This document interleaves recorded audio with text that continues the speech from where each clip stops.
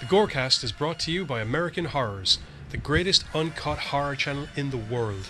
24 hours a day, 7 days a week, all horror. As well as the station of decapitation without your head. America's longest running horror channel, www.withoutyourhead.com.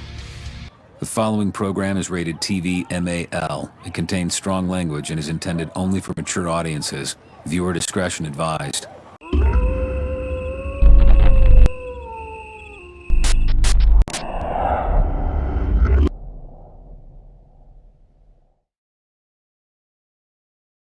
There you go.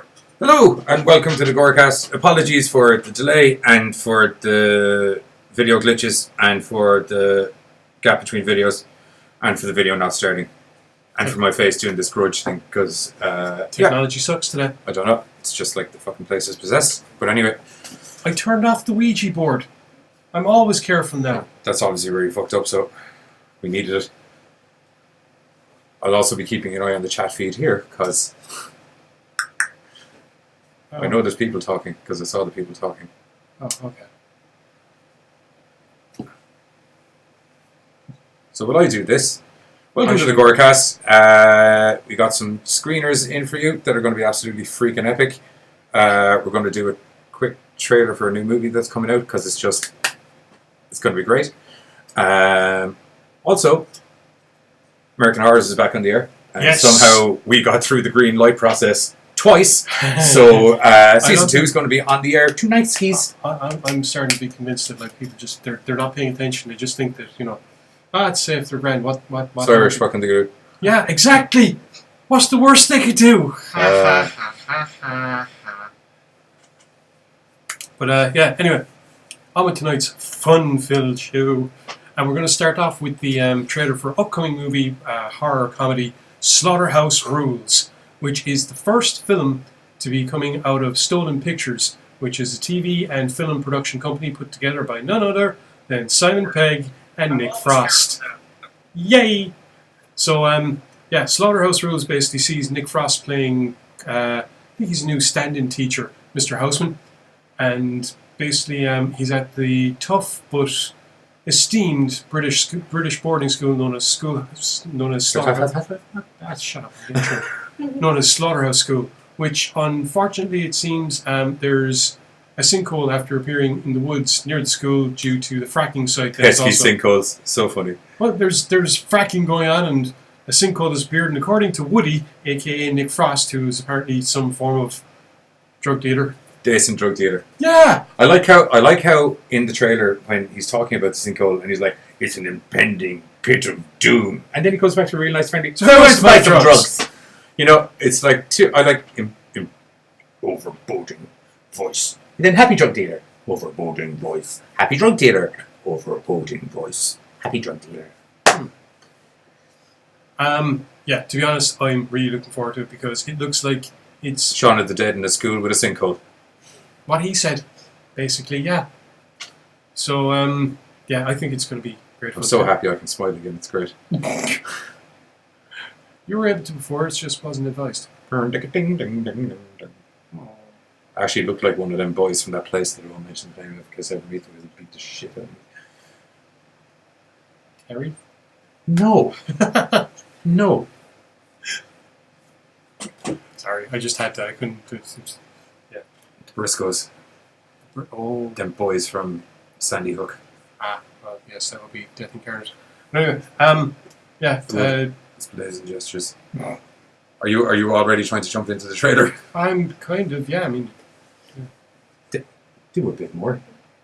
Don't There worry, isn't a Johnny. lot of- While you sort out the technical difficulties, I'll be able to waffle on about the Shaun of the Dead new movie. Or whatever. Okay.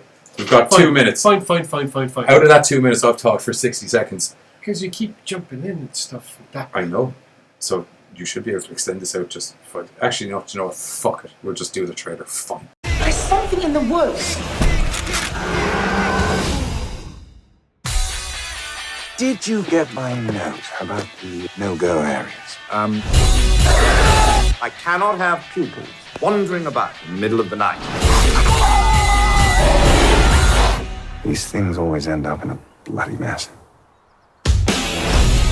Welcome all to Slaughterhouse. This is the school pecking order. At the top, we have the bat. In the middle, Clemsy Lawrence. Watch where you're looking. And then down at the bottom, Wooten. Who's Wooten? That's Wooten.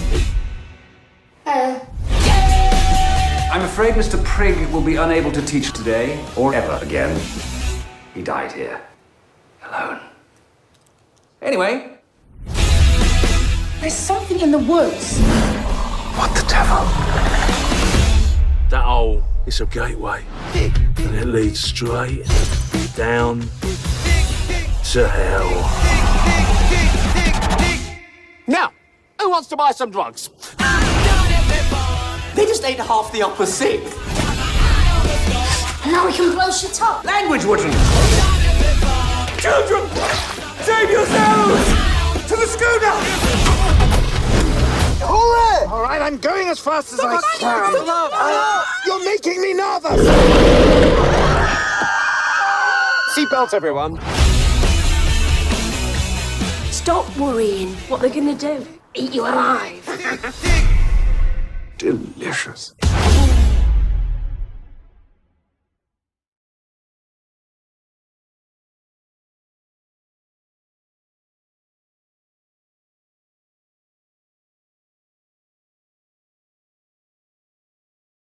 What was that?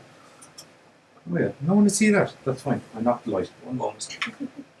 So anyway, that's Slaughterhouse Rules. See, no one's talking. I was about to, and then you jumped right and jumped in.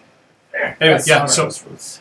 I'll be honest, I'm really excited because it's the first time since Shaun of the Dead that we've seen Simon Pegg and Nick Frost doing horror comedy. We've seen, the other variations of comedy. Mission Impossible? Yeah. Same place in Mission Impossible, and that's. Oh, he's also in Star Trek. You didn't hear me doing the Star Trek theme song. At least I wasn't going to, but no. You were saying he did loads of different stuff. I meant Simon Pegg. He has done horror since Shaun of the Dead. Simon Pegg and Nick Frost in the same film as Yeah. in... The World's End. Was that horror? Yeah. Sorry, horror, but evil aliens taking over, kind of Invasion of the Body Snatchers-ish. Vibe, replacing them with robots. With aliens in the robots. Hot Fuzz was horror. No, Hot Fuzz was a straight up comedy. Comedy? No, comedy. Comedy.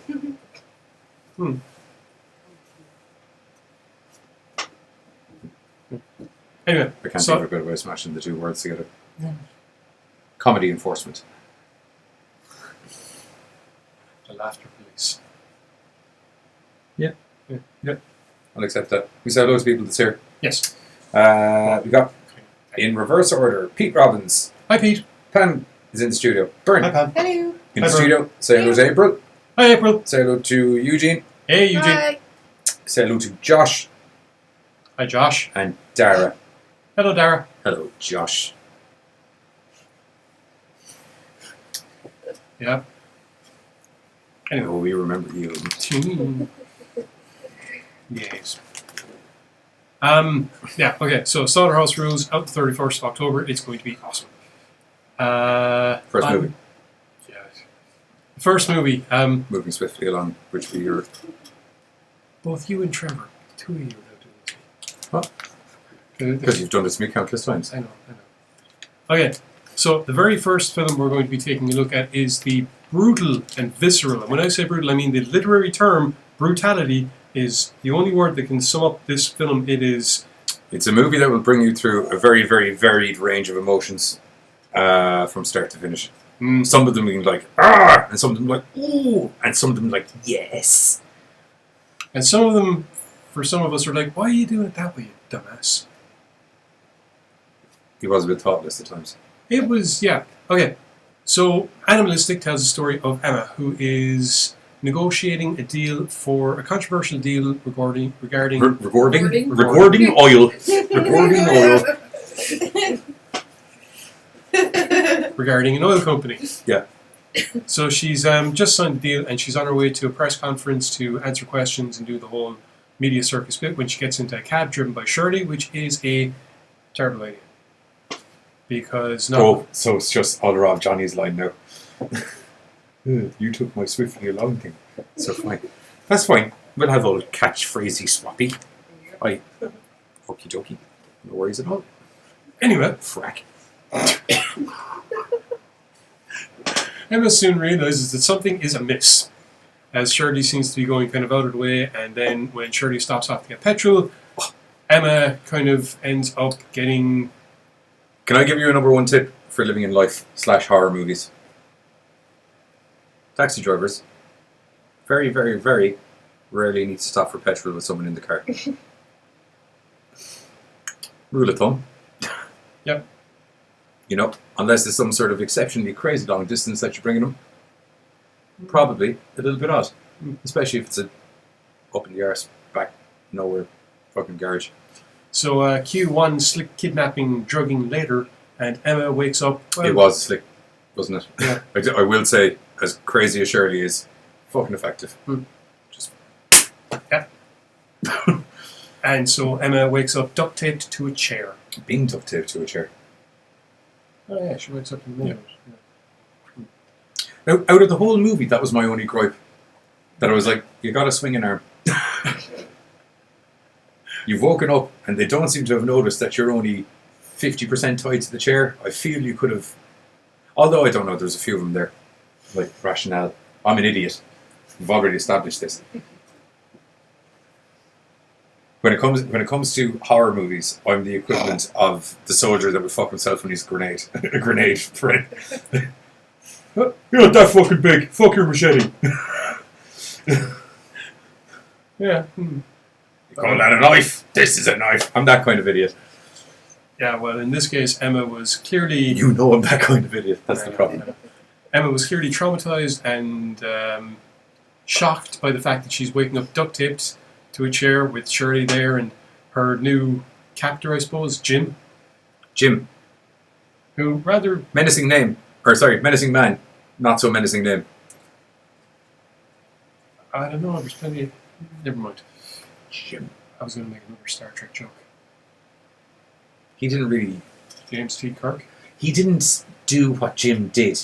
What James T. Kirk did was just copulate with anything of any colour, any race, gills, 4 eyes, 5 tits, whatever. He didn't give a shit. Pink ladies, green ladies, blue ladies. Green ladies are Ryan slave girls. I remember the green ladies specifically. They're tricks. And strangely enough, madly for Star Trek, out of all the colour ladies that he hooked up with, it was Uhura was the one that caused the most fucking guff. They never hooked up with her. You ever kissed? No, that was... Oh, yeah, that was... There was a kiss, and then everyone, because it was that time. No, that didn't really cause... I remember that causing a bit of a hubbub. It did, but not in a bad way. But it was just like, that was like that before. Pretty much. Yeah. Anyway, back on track. Jim is... Although after all the green, pink, and purple ladies, Uhura wasn't that much of a shocker at that stage. Just like, I get it. It was green, it was yellow. I just added colours from the rainbow. Anyway, back to the film. Yeah, Jim is... How can we put it bluntly? He's off the cuff. A sadistic rapist and torture murderer that basically has spent the last decade kidnapping women, bringing them back to his place, and basically spending an uncertain amount of time torturing and raping them before eventually killing them. He has accomplices in this, the slightly brain-dead Pete, and of course Shirley, the taxi driver. Shirley. Yep. Except this time, well, Jim's decided he's going to take a slightly bit of a different approach, as he says to Pete. He's going to try and see if he can make this one like him a bit. Yeah. His first big mistake. You established very early on that Jim, good old Jim, is on a bit of a learning curve. Yeah. See, Jim's problem is... Having mostly just murdered people. Yeah, Jim's problem is he's a leatherface with delusions of lectorism. And so he thinks that he can go ahead... Delusions of grandeur. A specific type of grandeur, I think. Sophisticated. As serial killers go, Leatherface, as epic and iconic as he is when it comes to style, is down here. Very much and visceral. Hannibal Lecter is up here.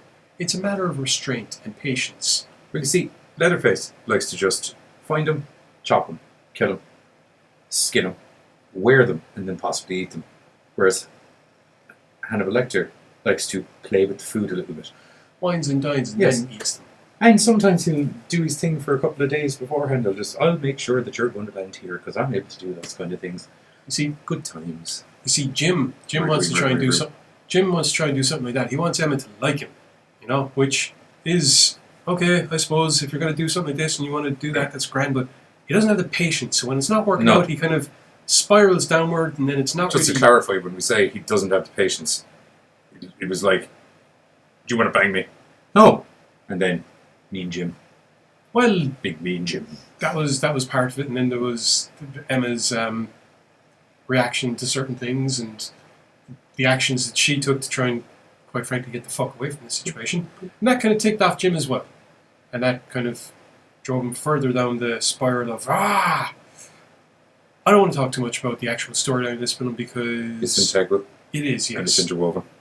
You get a very good examination of a guy that is an out-and-out monster, to be perfectly honest, who is attempting to change his methodology for the sake of this one victim. And we get to be along for the ride, which is nice. Unfortunately, this doesn't really turn out well because, like I said, he doesn't have the patience to do this properly. And she's also smart as a whip. And she's also a hell of a lot more high profile than he was counting on. Yes, which he finds out in a most entertaining manner. Because I even as I saw that bit happen, I was like, well, as cool and calculated in these kind of scenarios as I'd be, if there was ever a point where I could see me having a minor meltdown, if there was ever a point where I could see me having a minor meltdown, that probably would be it. Surely, that wasn't a tourist. That was a fucking high-level business thing. But to be fair, Jim is kind of like, you know what, screw it, we'll try the game anyway. And it just, it doesn't work out. And Jim's deterioration back to his Leatherface-like techniques is swift and brutal. Really is the only word to describe it. The way that the violence is carried out, it's not just effects and it's not just camera work. It's also the acting. Jim and Emma play their parts fucking magnificently. Yeah. And the realism... I actually said in the article that I feel if you had lesser actors, this movie wouldn't have been half as impactful. Yeah, Jim really does come across as basically... I don't want to call him... Narcissistic evil son of a bitch that likes murdering and has a tendency for involuntary coitus. He's all instinct and want and now. And as a result, he's been continuously for, like I said, you find out that he's been doing this for a decade, basically. Yeah, the amount of women that he's gone through, at one point he's on about killing 2 or 3 a day, or something like that, so clearly this change, he's not used to it, doesn't know what he's doing, and that coupled with Emma's notoriety, his accomplices' bungling attempts to do the job that he's telling them to do, other stuff, has Jim just spiraling down, and Emma manages to play off this fantastically. Despite the fact that she is repeatedly beaten and abused, she does manage to put up a fantastic psychological fight firstly, and then takes every opportunity that she can to turn the tables to her advantage. Overall, Animalistic does a fantastic job of examining both the psychotic tendencies of the true bastard and monster that is Jim, and the growth of Emma from, blithering victim through steely resolve, and eventually there are things that happen with Emma at one point where you can see her doing stuff to, like I said, try and get away. And there are moments where she's almost sickened with her own actions, and then that's because Emma fucks up. But then she just gets this look in her eyes. It's kind of like, you know what? Fuck it. We're doing it. And every bit of resolve that you can possibly muster shoots through her and gets the job done. And it's just, once again, everything about it. Visceral and brutal. And yeah, there's very few things that I see as a downside to this movie.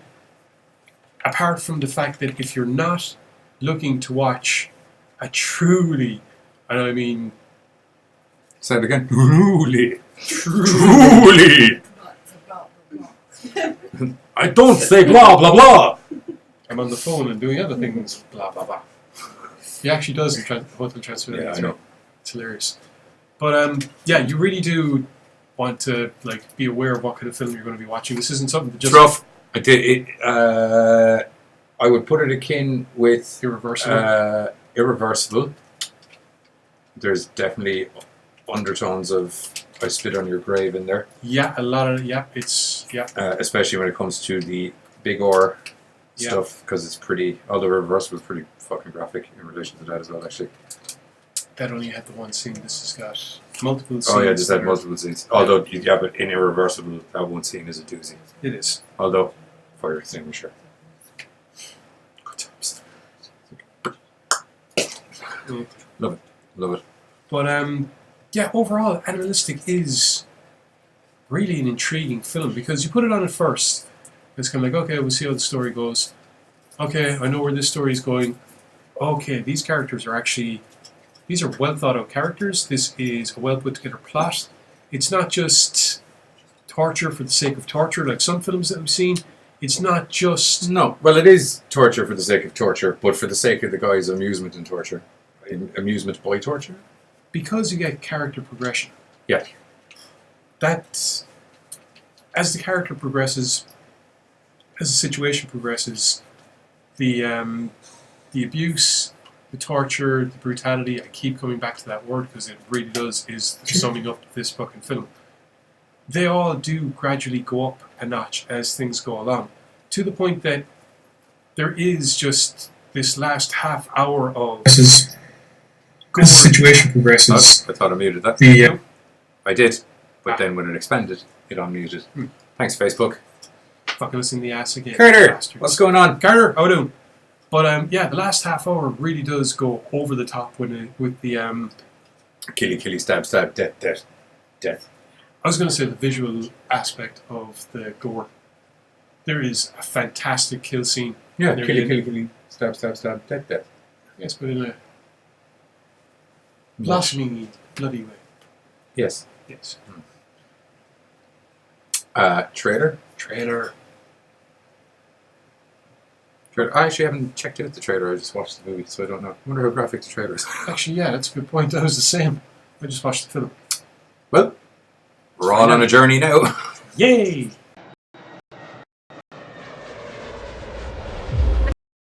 The company, More Oil, is expected to close a contract with the Australian ambassador, Emma Thompson, who arrives tonight. Hi, I'm Philippa, the representative for More Oil.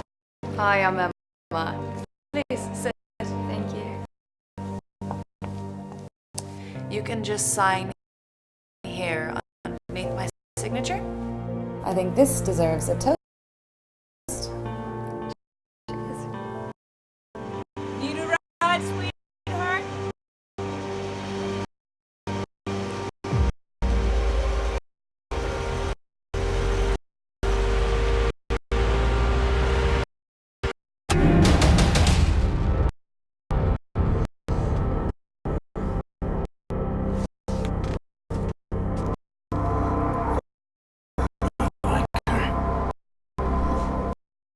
Thanks, lovely. Let me go. What do you want from me? That's a really good question.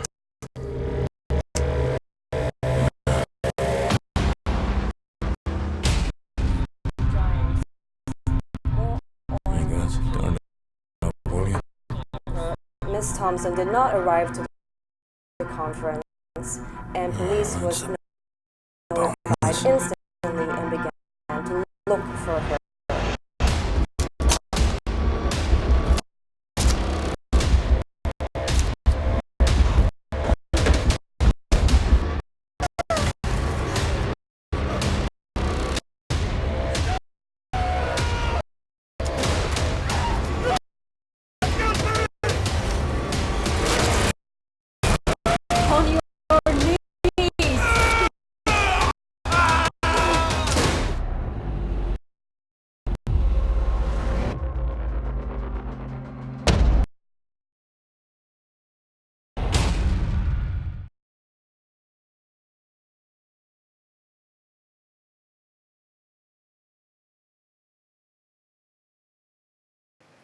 And we're back.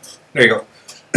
So, not that graphic in relation to how graphic the movie is. Yeah, the trailer trailer showed you interesting parts, but didn't show you exactly how full on and intense this film actually gets. You have something to say hello to. Oh, before we go any further, hi Rob, how are you getting on? Hi, Rob. What? I don't know, I was watching Ferris Bueller there last night. Bueller. Anyway. So that's why I was like, hi, Rob. Rob.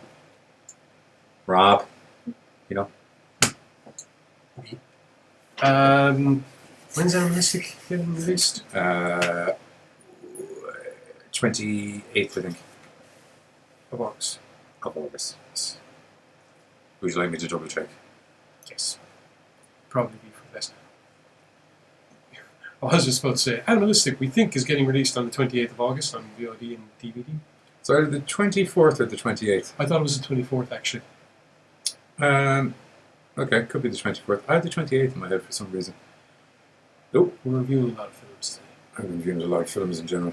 I'm on another podcast now as well, remember? I know. So there's an abundance of Animalistic. 24th. 24th. That's the fucking 28th.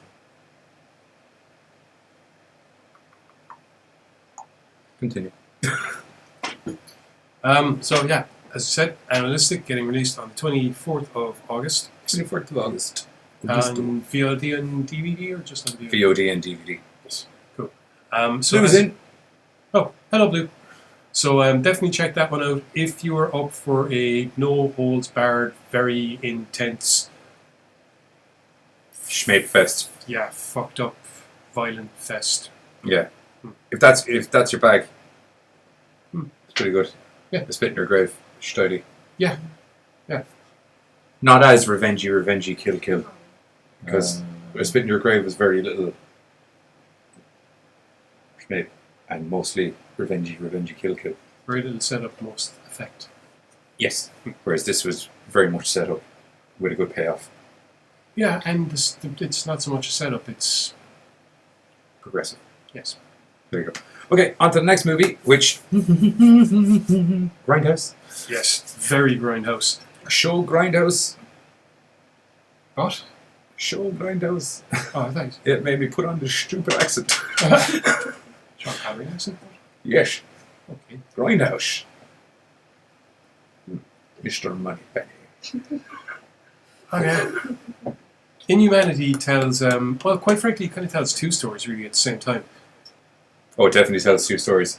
Yeah. It's one of my issues. We'll get to the issue near the end of it. It starts off with Six Pack Sam. Which, gotta say, awesome name for a serial killer. Yeah. I like Six Pack. Initially you hear it and you're like, this is a stupid name. And then you're kind of like, you hear it more as the movie goes on. And then by the end of the movie you're like, fucking loving. Yeah. Loving Six Pack Sam. Yeah, plus he's a beast. He's Man Mountain. Also, his acting debut. Leviticus Wolf. Which, by the way, if you ever needed a name instead of Six Pack Sam, that sounds deadly. So sounds deadly. It does though. Okay. But anyway, Inhumanity starts off with Six Pack Sam basically going on a murder rampage is the best way to do it. Yeah. He's killing kids. Yeah, murdering kids. It's not kids, it's women. I'm just saying. Kids? No. But yeah, he's called Six Pack Sam because he leaves basically beer, empty six pack of beer behind him. You guys, an important thing that a lot of people, when they're getting a good murder spree going, that they don't realise is staying hydrated. And Six Pack Sam knows all about it. Because when you're choking people, because I want to call it a slasher, but he doesn't really slash people that much. He mostly chokes the fuck out of them until their eyes go. Yeah, that's pretty much his modus operandi when it comes to Yeah. killing of women. But yeah, Not opposed to stabbing people with knives. Yeah. In the middle of whacking his latest victim, who just so happens to be the daughter of Detective Dixon, who is hot on his trail. Yep. We find all this out in the opening credits, by the way. Yeah. Fantastic opening credits, by the way. Yeah. It's like a murder fest for 5 minutes. Yeah. But it turns out that they have tracked down Six Pack's latest lair. Yeah. And the law in balaclavas come in, kick down the door. Six Pack puts up quite the fucking fight, to be perfectly honest. If you've ever wanted in a kind of slasher franchise where you've needed the killer to be established as overpowering, crazy, and domineering, this is a really good opening scene because he fucking kicks the fuck out of some cops. Yep. Now, he is eventually subdued, and this is where things start taking an interesting turn. Yes. One of the if not somewhat split turn. Well, yeah. Well, firstly, one of the law boys goes in and tries to finish the job. Yeah, that doesn't go well. Yeah, which ends up putting Jessa Dixon in hospital for the next 3 months. Yeah. She wakes up from a coma to find out that her outfit, Detective Dixon, has basically blown his brains out, or so she's been told. Yeah. Killed himself. Under the impression that she was no longer going to come to life. Yeah. And couldn't deal with the woes of it all. This sets Jessa off into investigating her father's death. Because Sets Jessa into bullshit mode. Because she's like, my daddy wouldn't do that. Yeah. Bullshit detected. She's assisted in this by her father's old drunken friend Sergio, who is a Lothario, to say the least. He's got lots of friends, most of them women, and most of them end up doing favours for him. You know, comes in handy. Yeah. So, yeah, you got that one thread of a story. Then on the other hand, you have Six Pack Sam, who has just become the latest patient edition. Test subject. Guinea pig. Guinea pig's always good. Guinea pig. For Dr. Campbell, who is basically bent on revolutionising the criminal justice system by creating a drug which allows for total rehabilitation of even the most horrendous criminal Consider it a acts. serial killer gene suppressant. That big? Yeah, pretty much. Yeah. With a lot of crazy hypnotism involved as well. Yeah. Now, trippy hypnotism. Tripnotism. there are questions raised. To be fair, there's some really good plot points in this. I liked how at one point the question is raised, okay, you want to bring this drug before the board whose entire profit base is the fact that we run the prisons and your drug is going to end the prisons. Are you fucking crazy? Yeah. No, her logic about the drugs and medicine and the money's in the medicine, which I thought was a great talk on. Really manages to sell it to the board. It does. Yeah. It does manage to, because, well, boardrooms are usually, I just want to hear dollars and the direction of my bank account that it's going to. The board is just this one dude. I just want to hear. I am the board. Yeah, you don't need more of it. Too many people in the board are Who's using putting a Vince McMahon? What do all these people do? They agree with what I say. There is me, the head of the board, and the other 10 people that agree with what I say. I call them my yes men. To me, my yes men. Yes. Oh, no. I need to start coming up with stupid names for all the different yes men. Good parodies, X-Men names. I'm not doing it now, don't worry. We're getting back to the film. Anyway. Thank you. Sam, as I said, is the latest character in this rather experimental... Whack shack of psychosis. Yes. There you go. Dr. Campbell uses, as my partner said, a mixture of drugs and Co-host, hypnosis. please, for the love of God, say co-host. Good point. Thank you. Drugs and hypnosis and kind of psychotherapy and a bunch of other stuff to try and curtail, suppress... General abuse, smashing his face in with truncheons, beating him up. Well, that wasn't really part of Campbell's method so much as the method that the people she works for employed Smashy. Try and settle Sam down when it looked like Sam was just going to try and get up and do what Sam does best. Smashy. Smash. Well, choky. The man could choke out a wall. The majority of the film, as I said, is basically, it's got the two storylines. You have an agent of... destruction.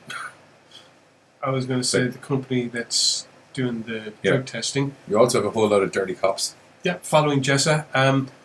You have a bunch of dirty cops who were in on the apprehension of Sam and he's quite shuffling off to this not a fucking maximum security prison. Now, quick question. Yep. Do you know the way they were mad to exsanguinate him? Yeah. Because it was just something in his genes, was it? They wanted to try and isolate the killer gene. I think so, yeah. Okay, that was it. Because it was never fully explained. It was just like, I need all of his blood. And I was like, why? I think basically... What are you hoping to do? I think basically there was the Institute and what they're doing. Then Dr. Campbell's in there and kind of goes, hey, I got a bright spark idea. Why don't you let me kind of diverge from the main run and kind of do this stuff, which I think you will find is really, really useful. Yeah. And then they lost patience with that and they were like, we want all of his blood. Now. Drain the bitch. Yeah. Which unfortunately didn't go quite so well, and nor did certain treatments or other stuff. And well, that's because there's a lot of collusion in here as well. Yeah, and by the end of the film, it has turned into one glorious grindhouse clusterfuck of violence and bloody parts and visceral murders And why were people so stupid to think that that was going to work for them? Traitor! Sorry, that was a bit anticlimactic. I thought the mouse was over. That mouse is so over. Trigger, do a rest.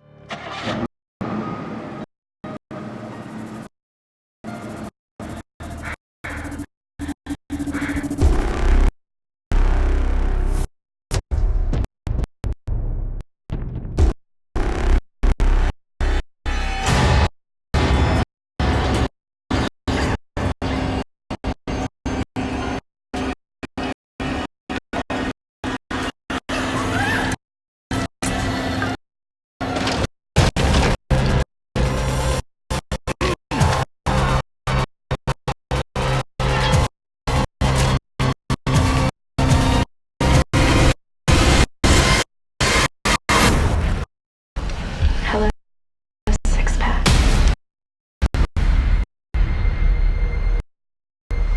What about the six-pack Sam case? Why was it closed? Just leave it be.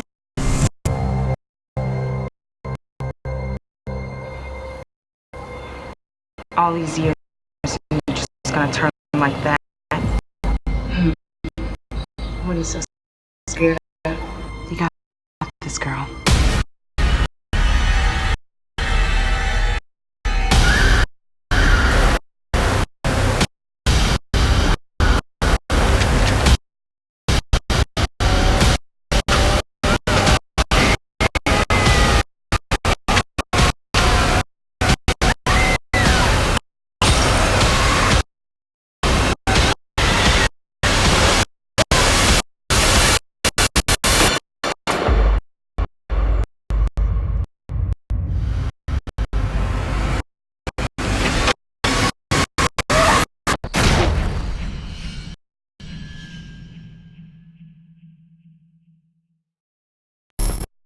Right! Eyes up here, right now! I am not kidding. This stuff could save your fragging life someday. You at the back. Eyes here, okay? This is not a joke. We're in some serious dren. There is no time for messing about. I know you think I'm going to come in here, be all harping on, you can just do whatever you want, but I'm telling you, pay attention to this stuff, or someday it'll mean you're smegging lives. Now, the thing to remember in a situation like this is... What do you think you're doing? What am I doing? What are you doing here? I'm teaching them the stuff they need to know. This is basic stuff. You can't be here. Somebody needs to teach these kids. They're not teaching them anything. What the fuck are you doing, No dude? person in my classroom. Chill, lady. Look, all right. I'm just in here teaching them the things they need to know to survive a werewolf attack. Come It's on, really buddy. that... Lady, don't be talking crazy here, okay? Come on. Fucking people. What are they teaching kids in schools these look, days? I know, this is exactly why we're doing what we're doing. Sometimes we just gotta let people know exactly the information that's gonna save their lives. Madness is what it is. Join myself and Giz this Sunday on American Horrors, where we're going to give you our top 10 survival tips for dealing with werewolves. What is that, a video camera? We gotta go.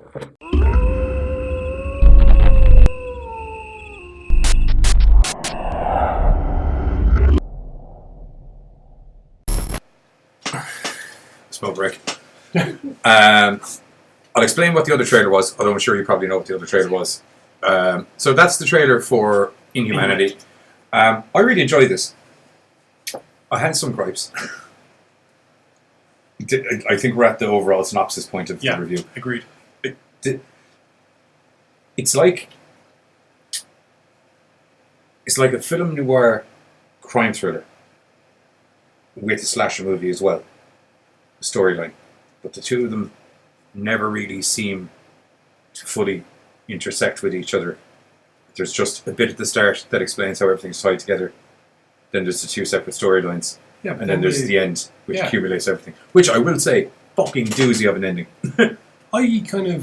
had a proper... Well, I was not expecting that to happen at the moment. Genuinely. Really good.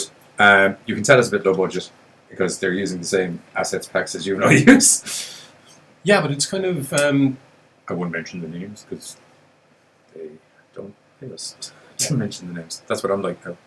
But I liked how they took the ECW approach. They kind of went, you know what, some of this stuff isn't going to look good, so grindhouse it, and oof. Well, I would like to give them credit that I feel it was going grindhouse style. Yeah, it was, budgetary restraints aside.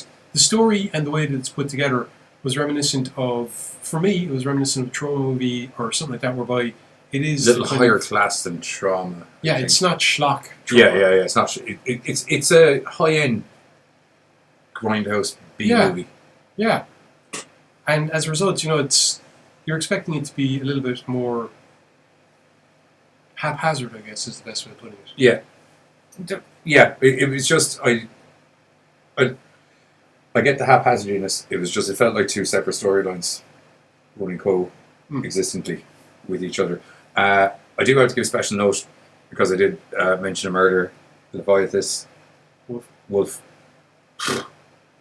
This spot on as a psycho. If you're looking for a guy who can set up your horror movie franchise, like I would, they left this on a good enough cliffhanger that it could go somewhere, and I actually wouldn't mind seeing a number 2.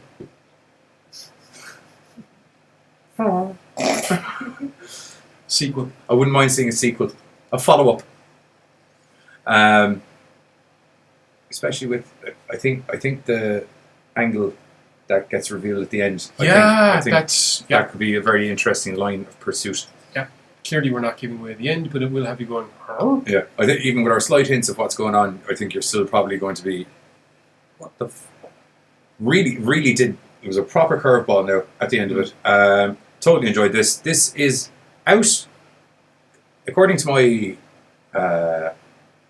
package material notes, it's out on the 14th of this month. But according to some people on Horrorino, it's already available in the Walmarts. Yeah. So if you're at a snaky Walmart, maybe you can get it. Maybe you'll go over and get a look at it. Because it's worth it. Yeah. Worth it. I'll definitely watch that again. Yeah. And Animalistic's definitely getting watched again. 100%. With my girlfriend. And all the duct tape. Yeah, I've got something showing it as well. Anyway, next film. No. We're back on American Horrors tonight, which was the other trailer. And we're also going to be helping you because we love you motherfuckers out there. And I genuinely do believe that with all the genetic manipulating and things that are going on at the moment, that werewolves are a viable thing. Same as zombies. More so zombies because that's an actual thing now. Yeah, I know. Zombieism was always an actual thing. Yeah. No, but people don't get that it's like they've already revived the flesh. It's just not in a full corpse. So, if you inject the shit in a full corpse, you get a full. I'm going to give you. Don't poke the bear. I'm going to give you one cinematic scene that's totally viable. One of those cans of goop ends up somewhere that it shouldn't, like a mortuary, and 2 idiots are down poking the can. Ding, ding, ding. That's good old American steel-made drummage there. Bang! But on the plus side, Linnea Quigley. Was that what you were going to say? Linnea Quigley. Pretty much. That's the plus side right there. Yep, pretty much. Linnea Quigley. Of course, I'm wearing pants. Thank the gods. And not a silicone vajayjay. God. Should wear a silicone vajayjay? Because evidently, having your actual vajayjay out was an issue, but having a silicone mold of your vajayjay that molded onto everything so well that it might as well have been I don't know what is going on. The actual story was she had pubis, and then the censor guys were like, "Oh, Jesus, you can see your pubes. That you can't be having that." So they're like, "Okay, we'll shave the pubes." Bald as a coot, and then they're like, "Ah, that's way worse."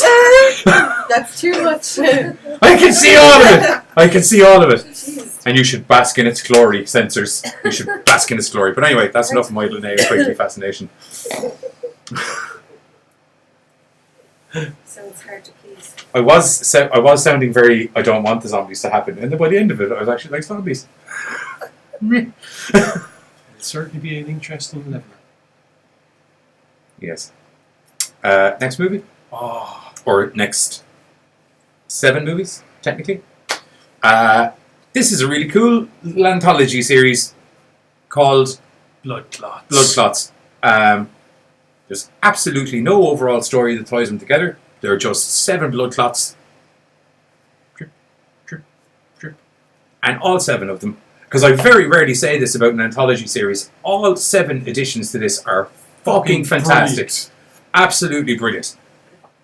Yeah, from No similarness in style or anything to the 7 movies. They're as contrasty as is humanly fucking possible, but they're goddamn good. Yeah, they're all drawn from the is it Hughes production house? Yes. Yeah, and just 7 tales, as they say at the very start of it, 7 tales to entertain and creep you out, maybe. You know, and it's Job done. Yeah, there's the Day from Hell. That was the first one. There's Day from Hell. Yeah. Yeah, which is basically sees a lone woman surviving what appears to be a zombie apocalypse. Did you like how I used zombies as a segue to get into it? Yes, very, very well done. But yeah, that's not a lot of dialogue, but fantastic fucking acting, fantastic effects. Due to the length of that movie, you didn't need the dialogue. The tension, like the music and all the shit that she had to do and all the shit that happens there and all the zombies everywhere and all of the craziness. Smart zombies as well, by the way. Countertop move. Gotta give them credit. Yeah.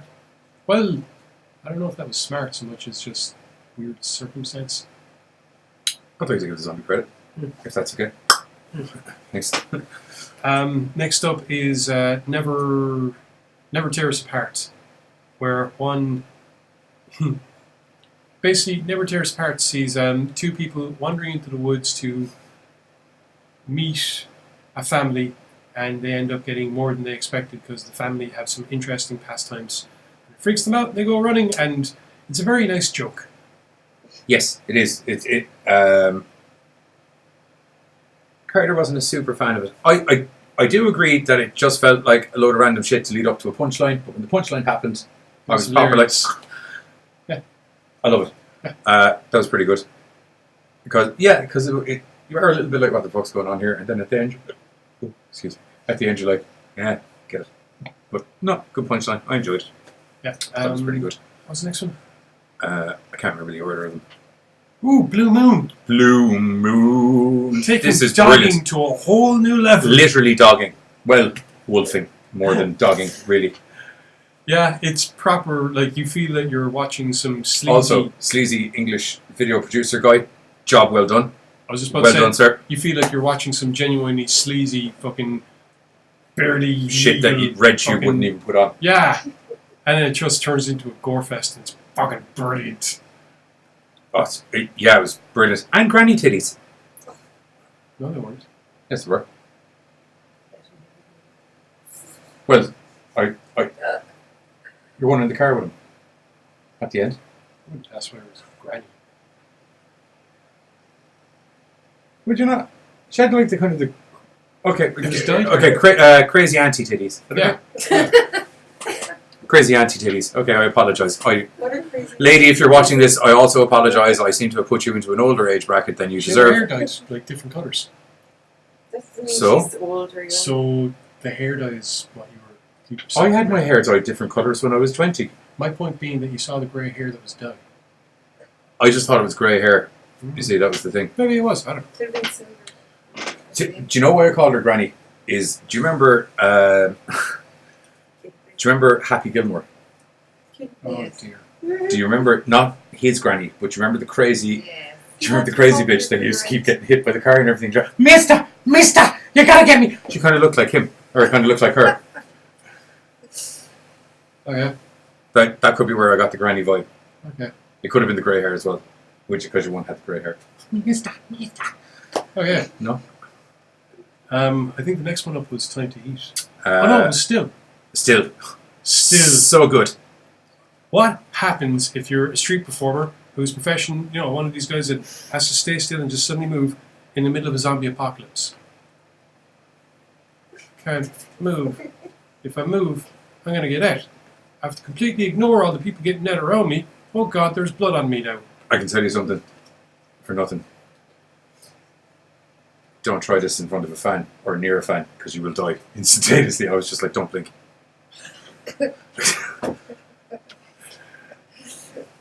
Yeah, Still is just the entire thing. It's like an internal monologue. I must from the actually main actor, and it's just him trying to, as I said, keep still and not get himself ate. Let me look that. Continue talking for a moment. Let me look that up because the main actor in this, outside of him doing a very, very, very, very, very, very, very good job, is of note. I just can't remember what note he is of. That makes sense? Yeah. Okay. You do your talky thing and I'll do my button thing. While he looks up that, I might as well move on to the next tale, which is Time to Eat. This is great. Oh my good gods. You know something's up when you see a kid and a mother, and the mother's happily cooking dinner in the kitchen and the kid's playing with the ball, and there's lots of little creepy angles when the ball kind of rolls a little bit towards the stairs, lead down to the basement, and Tentacle whips up and grabs the ball. And it's just so cute and cuddly and hilarious what happens. And really, it's another one that the punchline is the end of it. So there's no point in giving it away. But yeah, awesome. I'm trying to remember. I don't want to move on to the next one until you're ready because I feel that you're going to gush all over the next one. Which one is it? The music video. Oh, it's so good. Splash. That was cool. I can't find the full cast. Okay. Anyway, Jellyfish is just so good. What's the name of the still? Yeah. Is just CGI glory. Tells the story of some mutated jellyfish thanks to an H-bomb that was lost by the Americans in 1958. An awesome tune, by the way. Which has been tampered with and messed with when a Russian spy and where's the other fellow from? Iran. Yeah, a Russian spy and an Iranian spy are after the H-bomb because I know it sounds like a joke initially, but it's not. Especially if you look at your history, because the 80s. No, I meant like a Russian spy, an Iranian spy, and an Irish spy walk into a bar. Sounded like a joke. I feel there should be a warning phone call with passwords somewhere in there somewhere. But once again, you took the joke and made it serious. Yeah. Once again, this happened. You anti-joke. It could have still been a joke. Would have just been very bad taste. You shot my joke. Between you and autocorrect, my jokes are getting fucked the last couple of weeks. Oh yeah. Anyway. Autocorrect has ruined my comedy timing on several occasions this week. It's not even funny. I feel for your pain. Thank you. For pride on my comedy timing. Jellyfish is, to be perfectly honest, an out-and-out comedy music video with mad, mutant, giant jellyfish devouring people, to be perfectly honest. Whipping tentacles just... Harry Sinclair, that's it. He was in Lord of the Rings. The guy from Still? The guy from Still. Oh, okay. There we go. And you were saying he was in Guardians of the Galaxy? It's a minor role, I think, but I may have mixed him up with someone else now that I have Lord of the Rings in my head. I knew it had something to do with like fairies and overlords and shit like that. Okay. So, yeah. It's bad that I'm like, Lord of the Rings, Guardians of the Galaxy, fucking same thing. Anyway, yeah, Jellyfish is just once it gets going, it just turns into this action-packed music video with cheesy 80s electro action music. Even if you're heading out to a nightclub and it's a Saturday night and you're in the mood for like a decent tune, to drop a couple of bangers, drop a couple of disco biscuits, drink some vodka, lob on Jellyfish, and actually enjoy to your heart's content. No, I think the music, the song that's playing is very relevant. It reminded me a lot of the music that gets played in Killjoys. Cool. Yeah. Okay. On to the last one, which was just a treat to watch with Johnny because he somehow managed to miss it the first time round. This is so fucking funny. Call of Charlie. I'm gonna give my opinions on this really quick because it's Lovecraftian in nature, and then I'm just gonna fuck off for 10 minutes. I really enjoyed this. I thought the overall reveals and everything throughout the movie were brilliant, and it was just one perfectly comedically timed joke after the other. The practical effects makeup on young Charlie is fucking amazing. Bang on to the kid in it because he sold me. Just the Uncle Charlie. Oh yeah, that was brilliant. And the guy, your one's husband. Your one's husband, who I do have his name. Your one's husband. Oh man. Jay, Evan, played by Evan Arnold. Evan Arnold, well done you, sir, because you made some of the most hilarious moments through that movie. Just total fucking straight man. Complete inability to accept and comprehend what he's seeing whatsoever. And other than that, Lovecraft looked like a really nice salmon dinner, to be blatantly honest. Lovecraft turned out to be a whopper of an ending. Cool. Talk to you later. He always talks about Lovecraft for too long, so I'm just going to fuck off and give him 10 minutes. So anyway, Call of Charity is basically a fantastic little parody on the Lovecraft Cthulhu mythos, whereby a simple dinner date is interrupted by two annoying old friend. How can I put this properly? A couple decides to be nice to Charlie by setting up a dinner date with Maureen, who's this lovely blonde girl. But unfortunately, an old college friend of the wife arrives on suddenly doing a surprise visit that they haven't done since college with her husband, who is Jay, who we described earlier, who cannot comprehend what he is looking at when Cthulhu himself, or Charlie, just arrives on for this what is apparently a dinner date, and it's brilliant. The entire thing, the way they work in like some of the mythos between from the ritualistic dancing to the casual, you should really close your eyes while he eats, and then sorry, something is happening off camera that is hilarious. Yeah, you should really close your eyes while he eats. It's just for anyone that is a fan of Lovecraft stories, for anyone that's read Call of Cthulhu, for anyone that's seen anything with a great big tentacly face and monster in it, you will find Call of Charlie to be absolute fucking parody gold. One moment. Johnny! It's alright! I stopped talking about Lovecraft! They obviously know I'm in the room. Nothing is ever obvious with us. Fucking. Back you go. I've tried to maintain an illusion, but I left my cigarette yes, he did. in the ashtray. To sum up, Blood Clots is a fantastic fucking anthology that puts together 7 really brilliant stories. And I have to say, with no overall story, which ordinarily would bug me, but it didn't. It bugged you. A little bit, just because.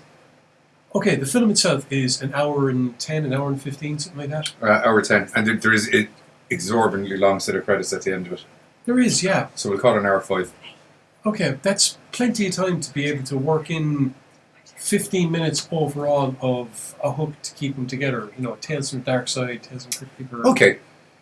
For the crack, before we hit the trailer. No, I'll tell you what, we'll hit the trailer, and then we can, I'll tell you what we're going to do. I'll tell you what we're going to do. We're going to do the trailer first. Okay. I've already figured out what you were going to suggest, and I already have my idea.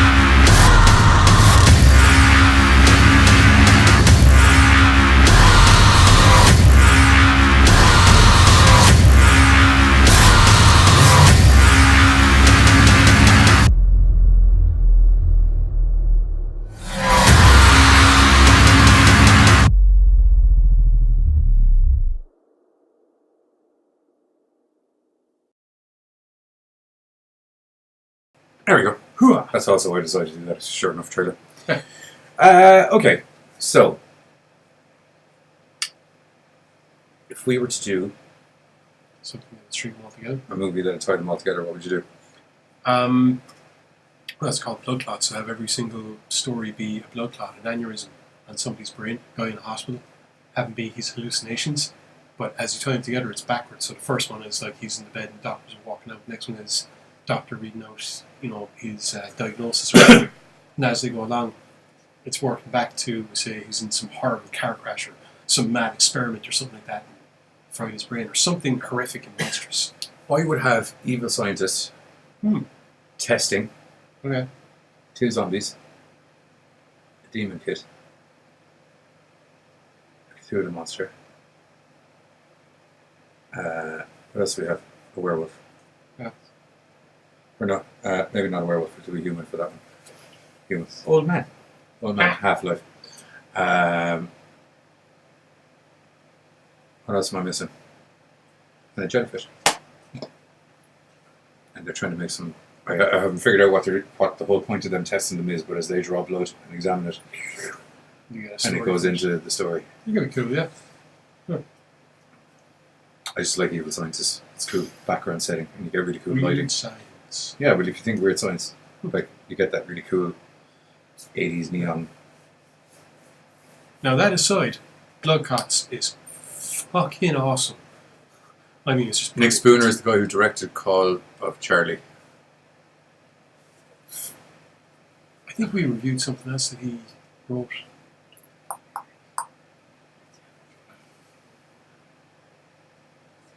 Don't think so. Okay, never mind. Maybe I'm wrong. Wouldn't be the first time. Won't be the last. Yeah, no, Blood Clots is only a directorial thing on IMDb anyway. Carter says Call of Charlie was his favourite, best of the lot of them. Yeah. Right.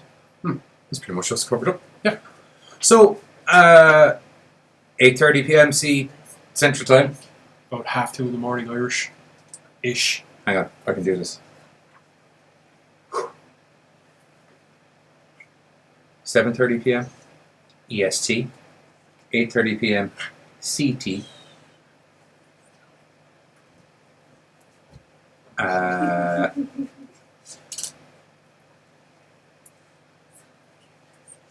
8:30 p.m.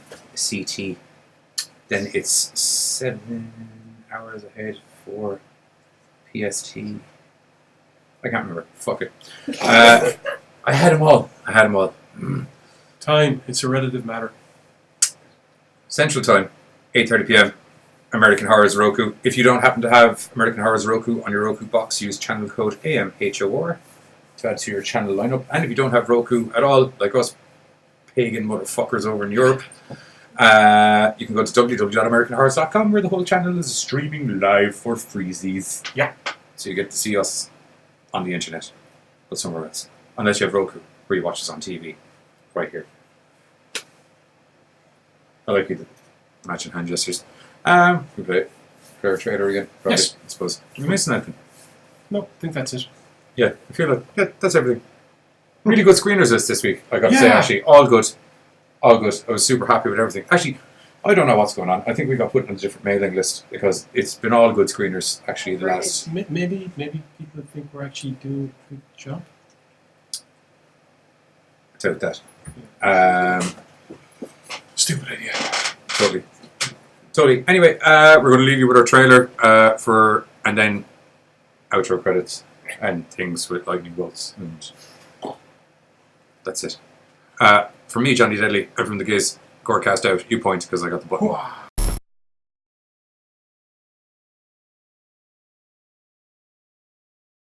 Eyes up right now. I'm not in this of Friday someday. You guys here, okay? This is not a joke. We're in some serious dread. There is no time for messing about. I know you think I'm going to come in here, be all harping on, you can just do whatever you want, but I'm telling you, pay attention to this stuff, or someday it'll mean you're smegging lives. Now, the thing to remember in a situation like this is... What do you think you're doing? What am I doing? What are you doing here? I'm teaching them the stuff they need to know. This is basic stuff. You can't be here. Somebody needs to teach these kids. They're not teaching them anything. What the fuck are you doing, No, dude? person in my classroom. Chill, lady. Look, all right. I'm just in here teaching them the things they need to know to survive a werewolf attack. Come on, It's buddy. really that... Lady, don't be talking crazy here, okay? Come on. Fucking people. What are they teaching kids in schools these days? I know. This is exactly why we're doing what we're doing. Sometimes we just got to let people know exactly the information that's going to save their lives. Madness is what it is. Join myself and Giz this Sunday on American Horrors, where we're going to give you our top 10 survival tips for dealing with werewolves. What is that, a video camera? We gotta go.